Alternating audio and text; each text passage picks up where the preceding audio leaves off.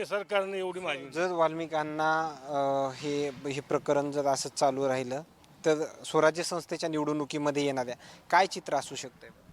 जातीवाद तुम्ही म्हणतायत की जातीवाद केला जातोय, निवडणुकीमध्ये काय चित्र असू शकतं? परळी तालुक्यामध्ये का तेवढा परिणाम होणार नाही याचा. काय परळी तालुक्यामध्ये जे धनुभाऊ ठरवितील, धनंजय मुंडे साहेब आमचे मंत्री, जिल्ह्याचं समीकरण कसं आहे? जिल्ह्यामध्ये माझा अंदाज आहे की ओबीसी विरुद्ध मराठा असा प्रकार होण्याची शक्यता आहे. आणि मी तर शिरसाळ्याच्या एका भाषणात सांगितलं होतं, मी बघितलं का नाही, की ताईला त्यावेळेस ताईसाठी मोर्चा काढला होता आम्ही.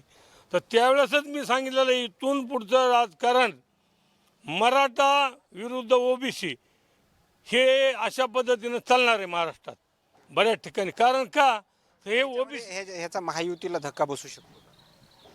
नाही, महायुद्ध